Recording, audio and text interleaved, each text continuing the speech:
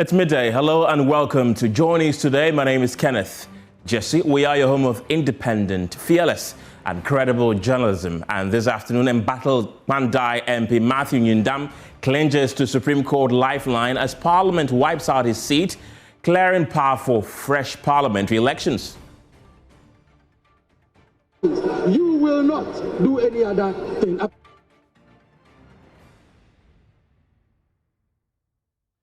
We have details, plus go live to Parliament for more ahead of today's sitting. As the Otumfuo-led mediation committee prepares to present its report on the Boko conflict on Thursday, the People's National Convention is calling for all political parties to be included in the presentation. And former Education Minister Yawose Aduchum blames poor 2025 WASSCE results on government's failure to continue key education initiatives introduced by the previous administration. We have more on this as he argues that extra classes, teacher training and e-learning support have all been abandoned, contributing to the candidates' poor showing. These plus business, sports, world news and showbiz in this package. Don't go anywhere.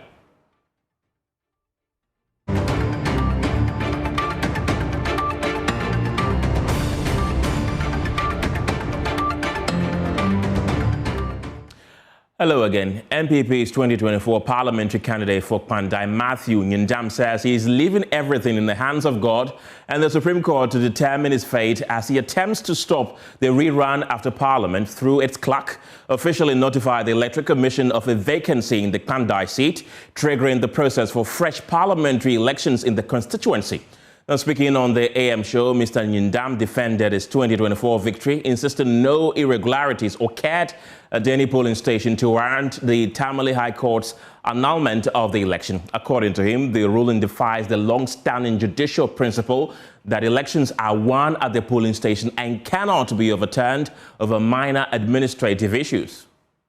To an election and you win your elections, all candidates admit that they have their pinches. The results have not been tampered with. And then a government is in power, and at the end of the day, they said that there are irregularities. And because of that, they should cancel the whole election. One day, I pray that this president doesn't stay. If he does, I doubt if there will be an MP in Ghana or any elections can be won in Ghana.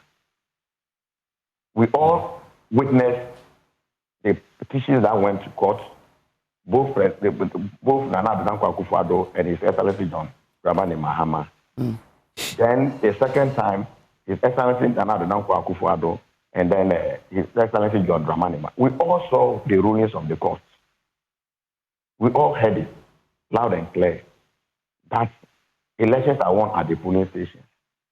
And there is no way any irregularity can annul any resource in this country. But if today it is Martin, and he thinks he's so happy that, and speaking that the irregularity affects the entire resource, that is where he can speak from, because he's very comfortable in government, and he thinks that he can't see anything, he cannot hear anything. Somebody goes to the court and talks about 41 polling stations. Even those 41 polling stations, I can tell you without any fear that nothing untoward happened. Nothing untoward happened. It's just that today, the one who speaks the truth is not there. And if you go to talk about something, they say that you'll be held for contempt. You'll be held for this. You'll be held for this. How can somebody vote for presidential and not vote for parliamentary? And then you say that that particular polling station, there is an irregularity. And the court accepts it. That I verify to vote through election. So the PVD machine carry maybe 500 people. And then you come and take the parliamentary elections, and then you have about 499. And you sort that particular police station that there is an irregularity. Jesus Christ. Like I said, I'm very fine. I am so fine because I am not troubled. We've not cheated in this particular election. What I've realized is that there is a government that is so strong, and whatever they want to do, they will want to do it. They don't care whether you are right or you are wrong. So that's the 2024 MPP parliamentary candidate for Kpandai constituency, Matthew Nyindam, earlier on the AM show. But really, what have the constituents been saying? We've been speaking to some of them. Listen. I'm declare Kpandai seat no as vacant. So yeah, it's right easy in say 1 5 days in bread. Then able to advantage because Kpandai is in darkness. And like other communities, other this is not but to do about for now near noon the home to see if I say is unfaded to into about electing and Kasa Empina Epe our veteran parliament are made. Him to do up Panda is lack of Impuntuma. So him to do up Pandai. So here a per se is in weathering one may date no a per date to see away 9 to about a passenger away chrome. So see that ye panacho say here date no Panda youth Panda 4 on him 4 Bibliobia pe Bia 8 see Obia 8 be tie is no so on for date no bra 9 to abano ye MP. Vacant seat no easy we declare for parliament no hono say sesi ano abeto dwa se mbra na edi adwuma ndi se mbra na kasa wo court dia de enso menso mesre isi ewo te set mamuni ana se Kpandai ni se onhwe no mfa nema ntutu ye send isi kai say within 30 days no on make sure say within 30 days no obehye ne nema na about on ayede akoso ye send e be ya basabasa yo biara yede embeba after 30 days na chi ana say embeba kuro no. So you heard some constituents in Kpandai expressing their opinion after the clerk to Parliament wrote to the Electoral Commission that seat in Parliament has been declared vacant. Let's get more on this and have a conversation and go into the telephone lines. Right now, we're being joined by the minority member on Parliament's Constitutional and Legal Affairs Committee, Nana Ejay Bafo Ewa. He's also a member of Parliament for Mesia South.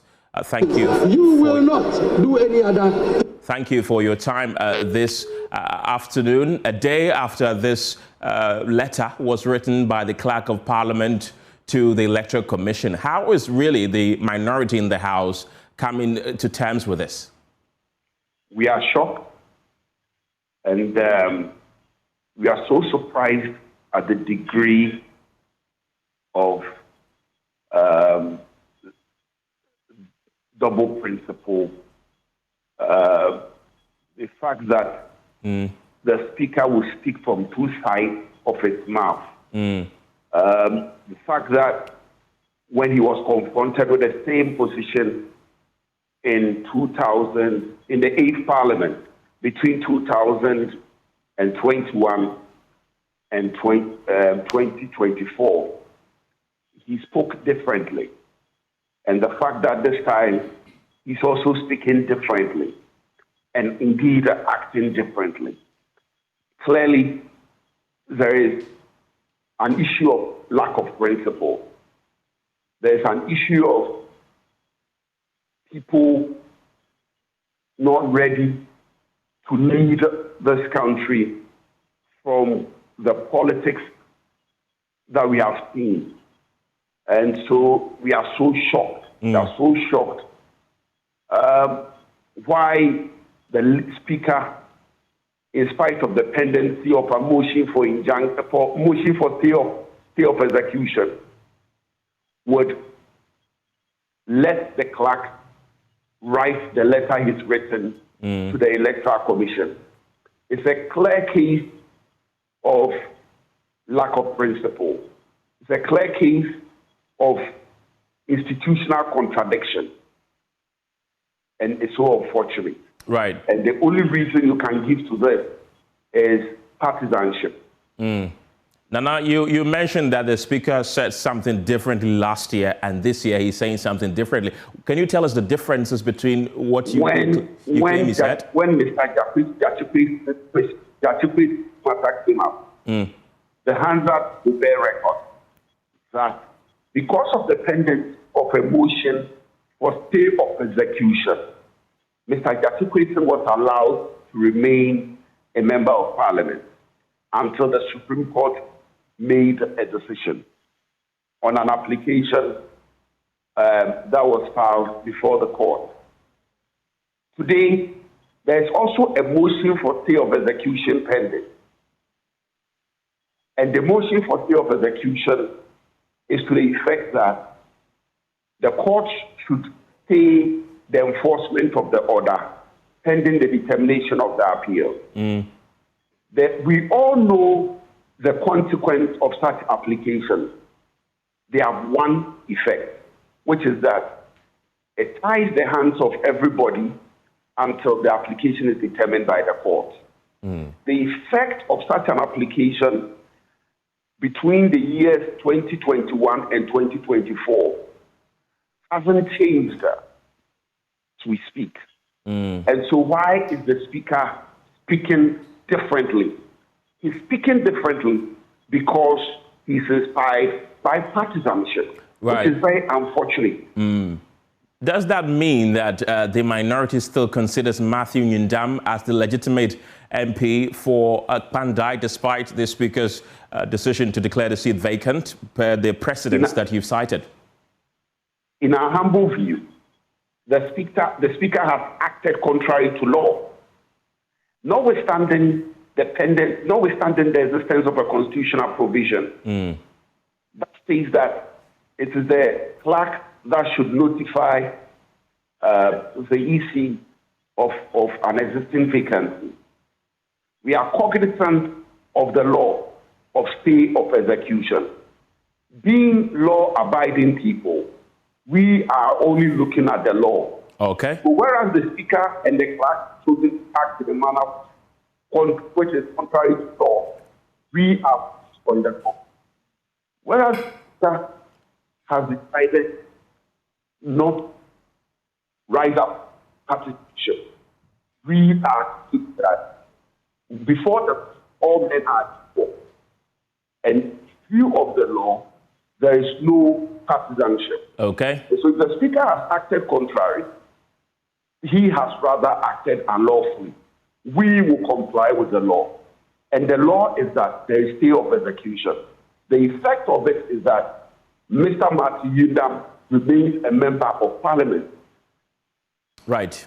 That is the effect of the law. And you are going by the law. The law is that Matthew Nyindam remains a member of Parliament. Okay.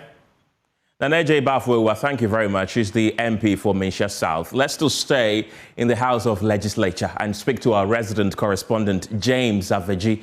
James, we know that the House will be convening for the first time this week today. Really, what's the mood there concerning this particular subject about the clerk writing to the Electoral Commission that the Kpandai seat has been declared vacant?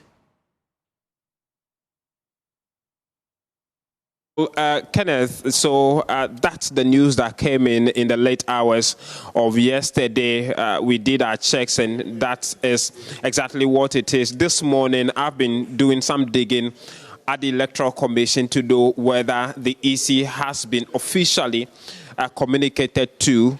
I do not get the clear indication as to whether the EC has officially received that communication or they have not. So that has not been established yet. But what we have established from our sources at the EC is what is expected of the Commission effective when they receive that communication from Parliament. We know that because this is a by-election, there will not be the opening of nominations, or nomination forms will not be open for persons of interest to pick nominations to contest this election.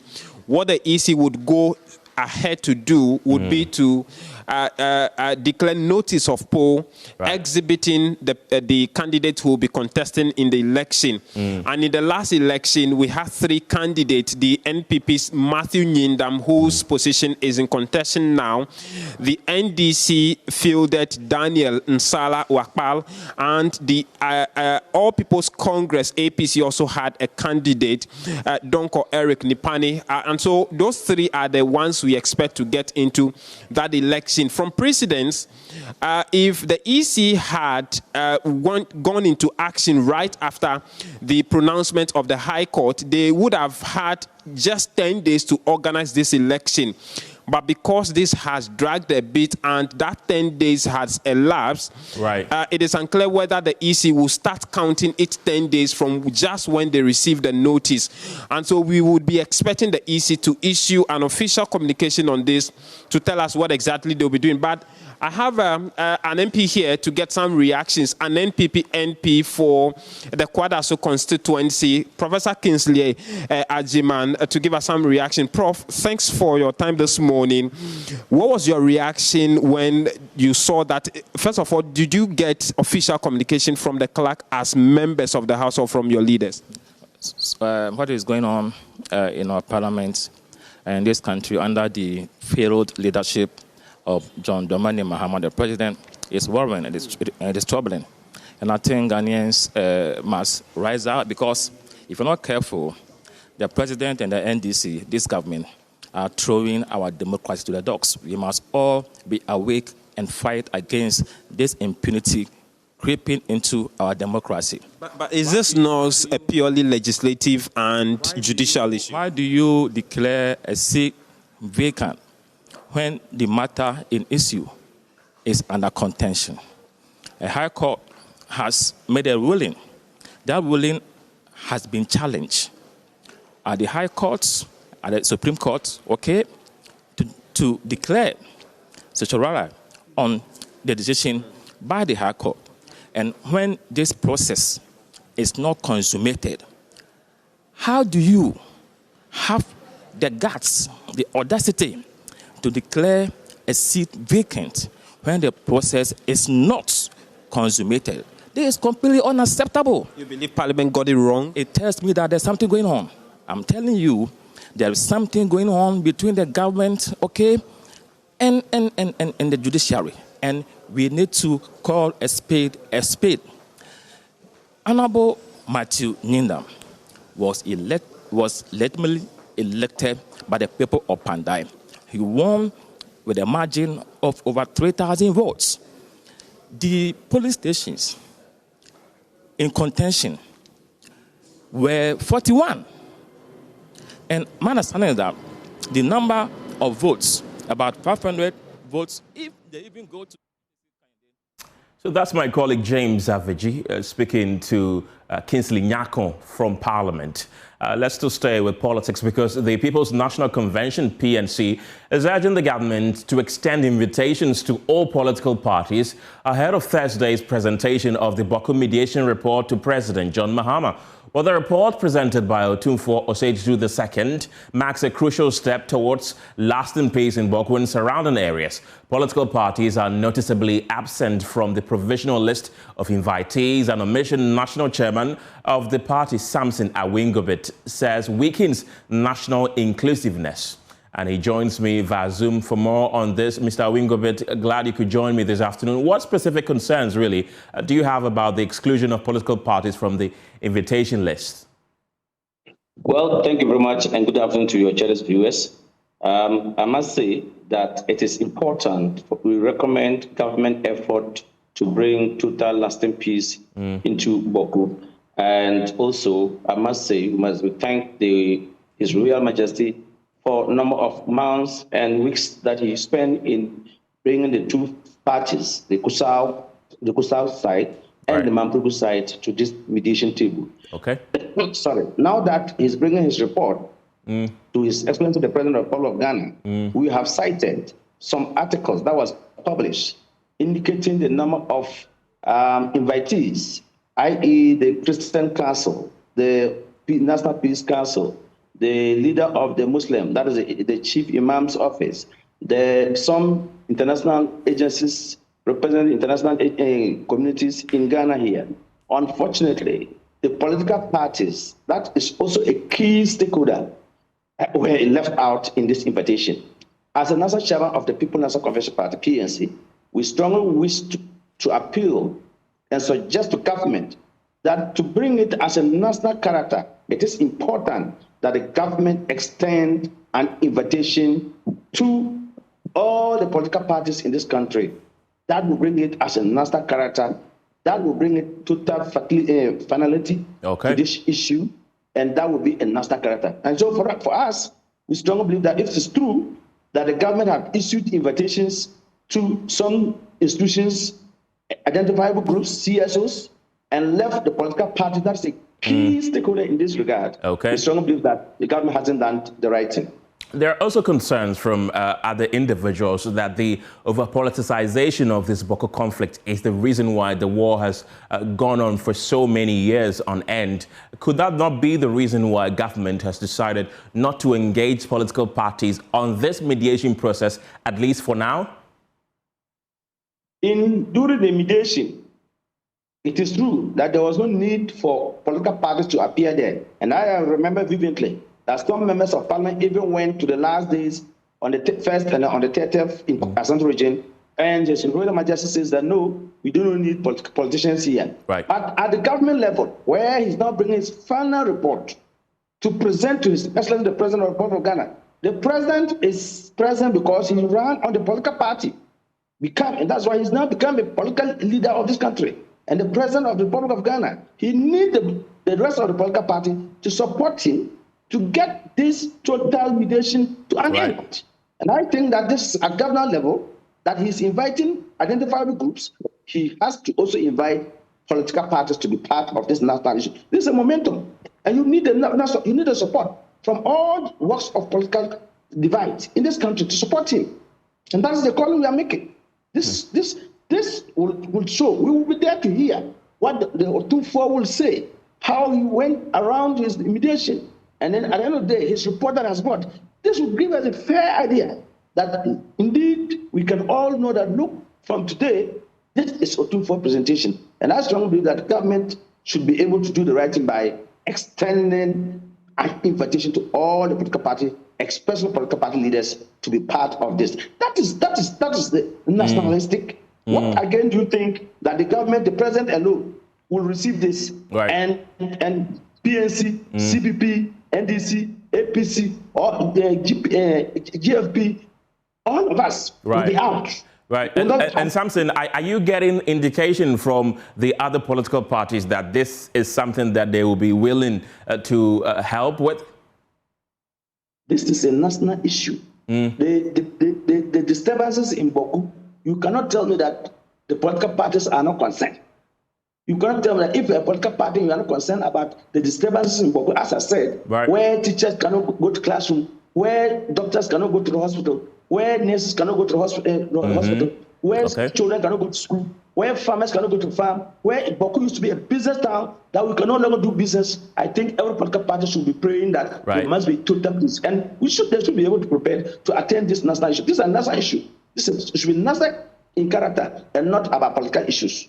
Samson Asaki Awingobit, thank you very much. That's the chairman of the People's National Convention. And now the Economic Community of West African States, ECOWAS, has declared a state of emergency in the region. The president of the ECOWAS Commission made the declaration known on Tuesday during the 55th session of the Mediation and Security Council at the ministerial level in Abuja, Nigeria. Now, Traore said the developments highlight the code imperative of serious introspection on the future of our democracy and the urgent need to invest in the security of our community. Meanwhile, the Ghana Police Service says it is working through diplomatic channels to secure the cooperation of an American woman who posted a viral video alleging she was kidnapped and robbed by persons she claimed were police officers.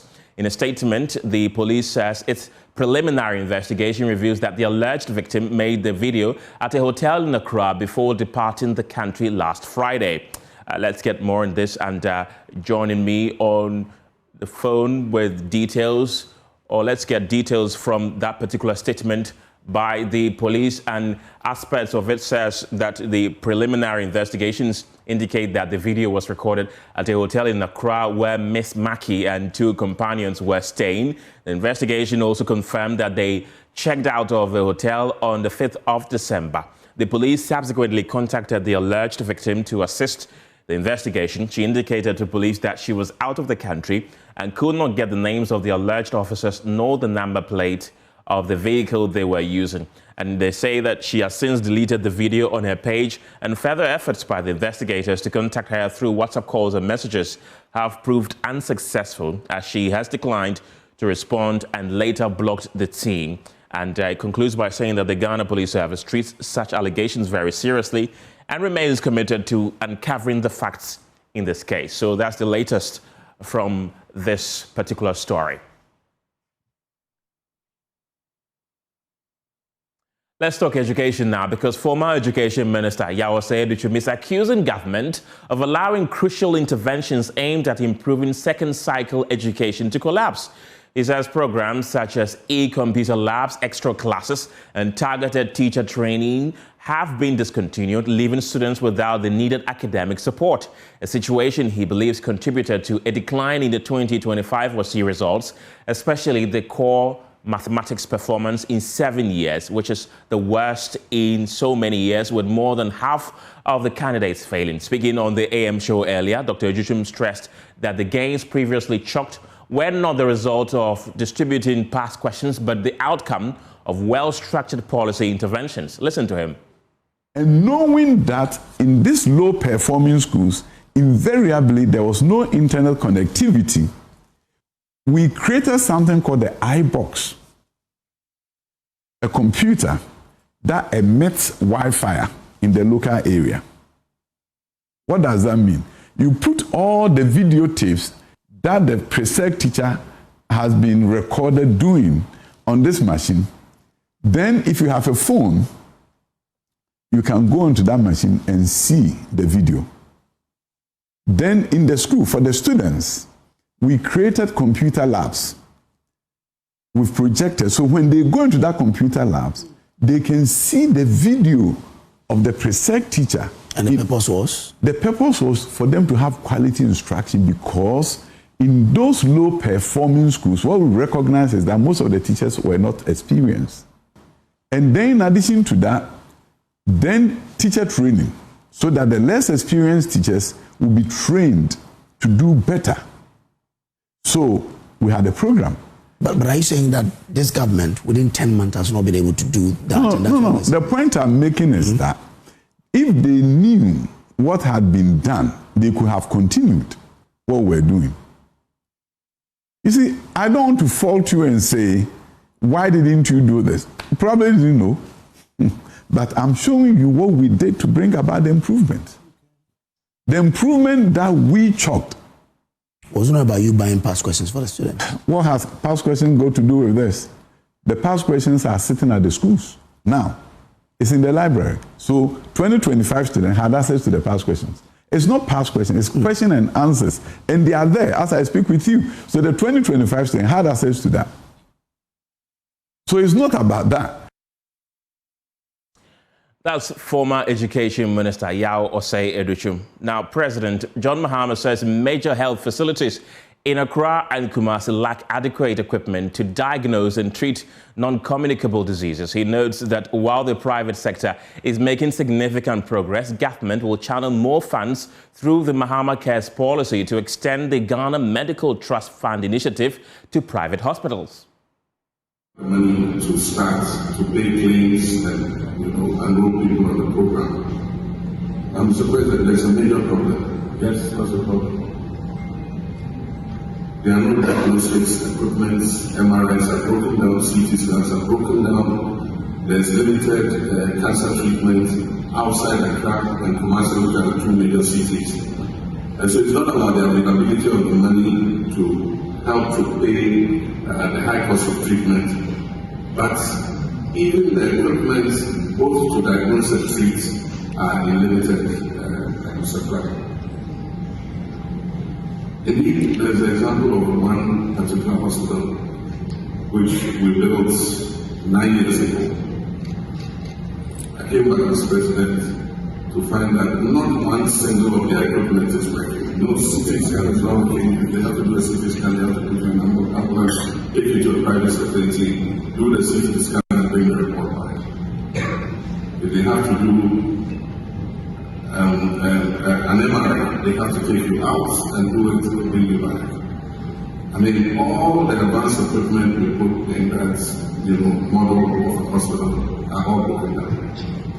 And so, obviously, it shows that the private sector is better at delivering and maintaining those services than the government sector. And so we spoke with the Ghana Medical Trust Fund, and I said it's not acceptable that you live or die depending on which part of Ghana you live in. If you live in the north and you have a cancer, you either have to move your whole family physically and come and live in the crowd of Kumasi to be able to get cancer treatment. If you live in some part of the country and you have to do dialysis, and I have the example of one of my assemblymen who died. He was an assemblyman when I was member of Parliament, and he had to do dialysis twice a week.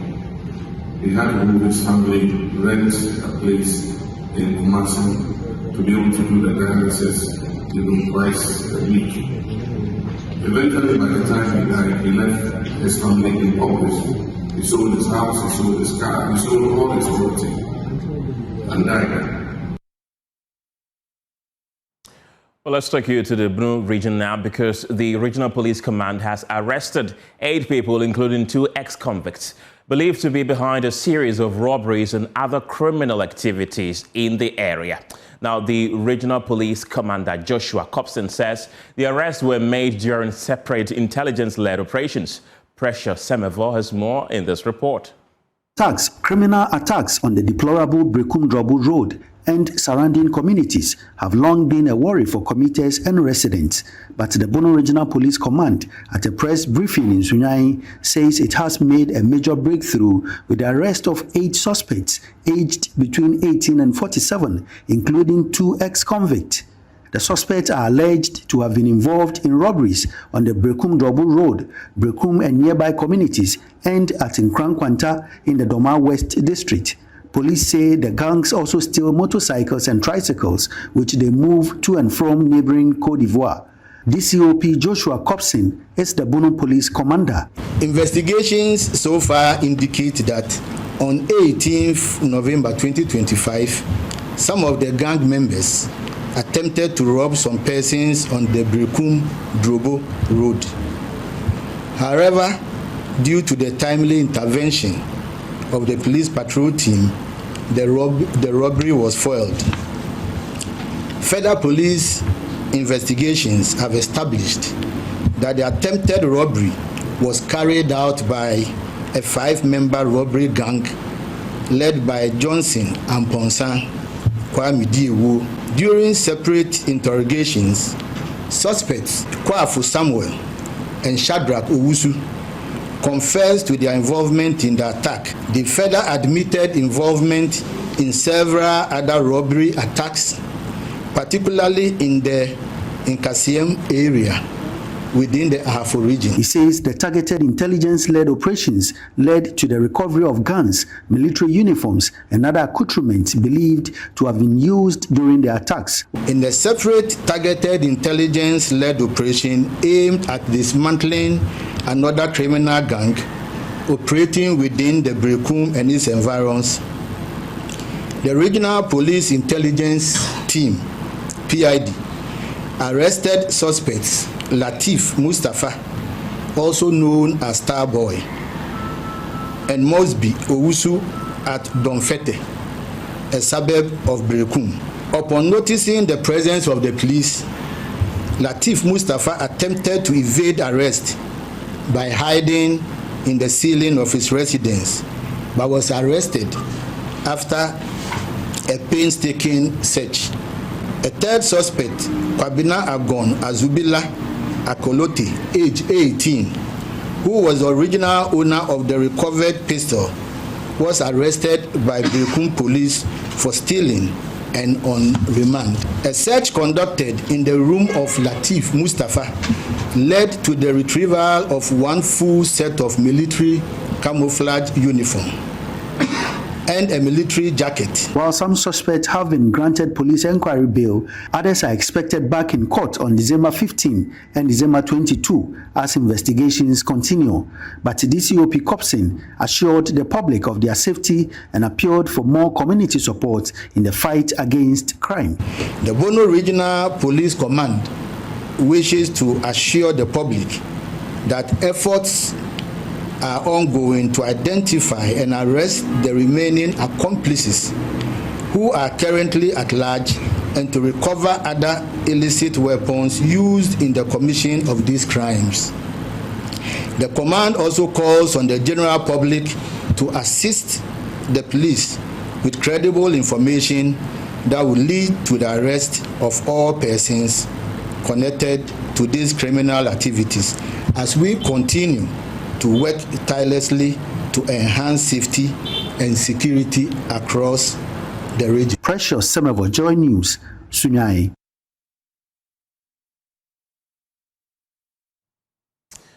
When we return from the break, we'll bring you the latest in business. Don't go anywhere.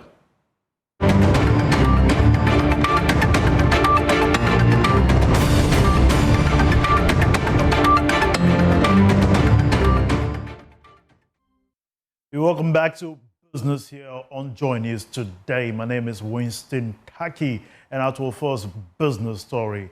The Ghana Association of Banks is urging policymakers to sustain the recent improvements in macroeconomic stability, emphasizing that consistency is crucial for long-term planning. According to the association, maintaining this stability will enhance the sector's ability to provide loans to businesses. CEO of the association, Johnny Wa, made these remarks during the DBG-UGBS Development Finance Dialogue series in Accra. Be very big if it's not a personal loan and it's a business loan, and it can be very big. You give the offer letter to the customer. The first place, where should I sign? Is looking for the dotted line. If you give that same offer letter to a Chinese business person, every sentence in that offer letter you will explain.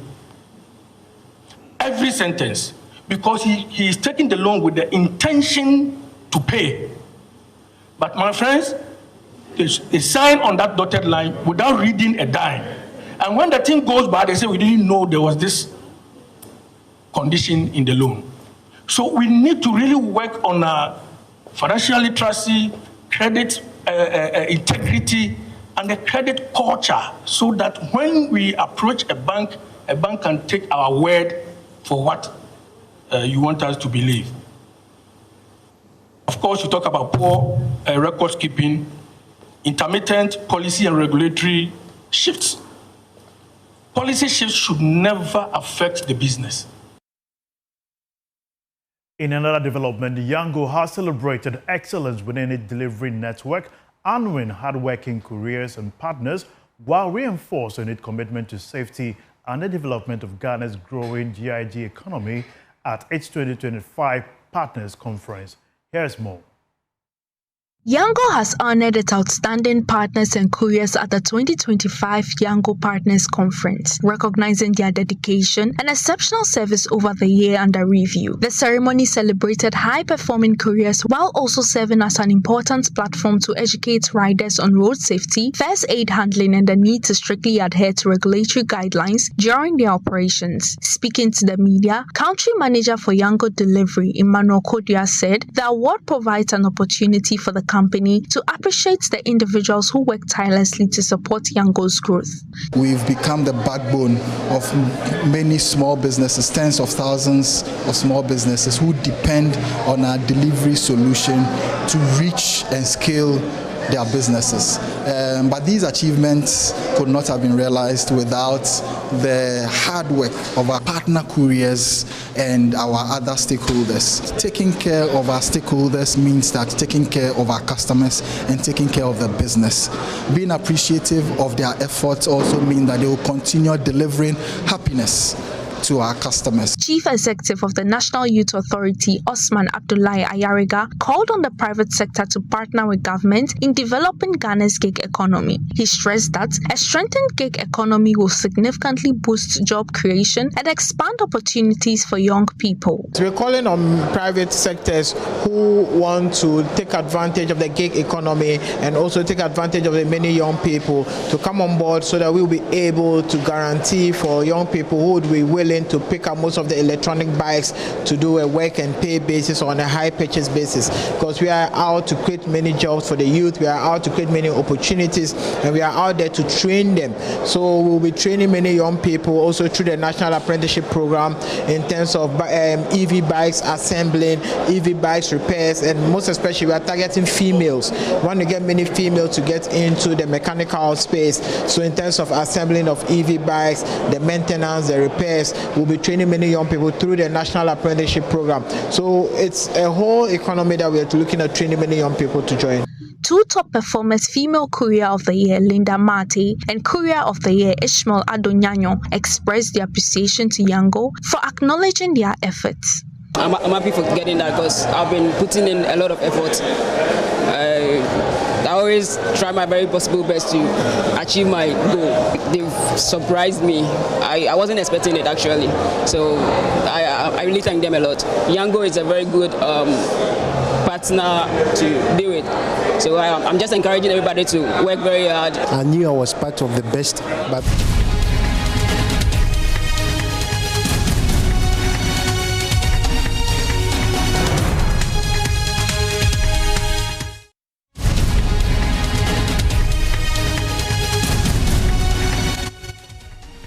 And happening now on the floor of Parliament is the minority of the House, who we understand are making a statement concerning the seat in Kpandai, which was recently declared vacant by the Speaker of Parliament.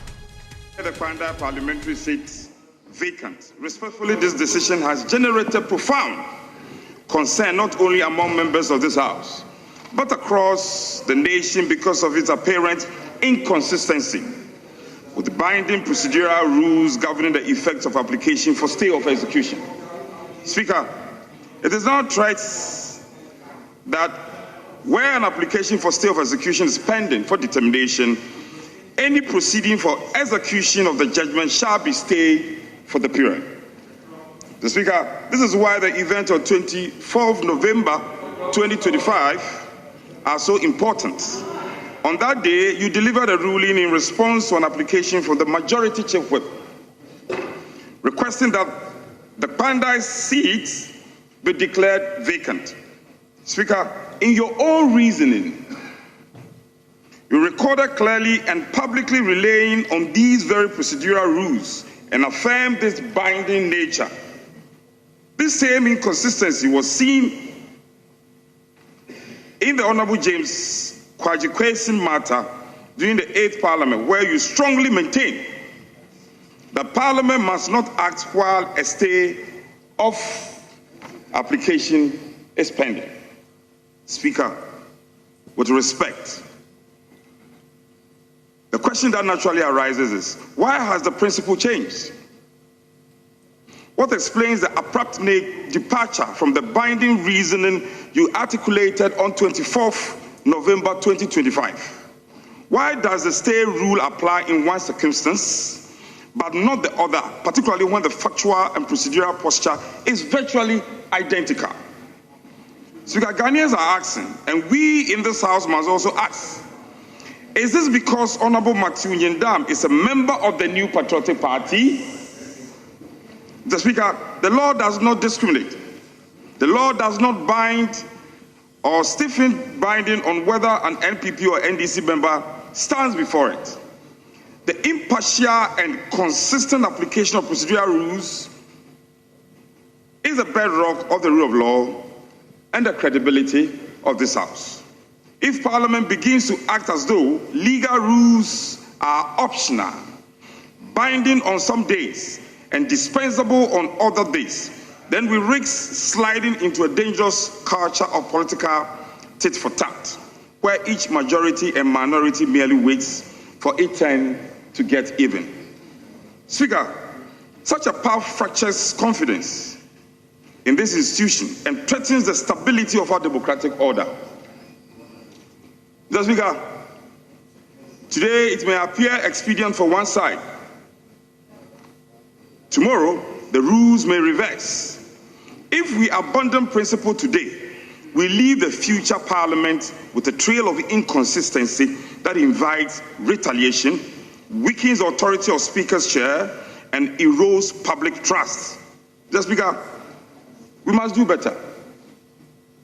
And this House must do better, and we must act better.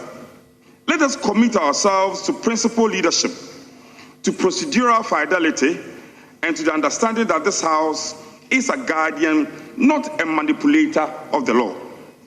Legitimacy of Parliament depends on our consistency.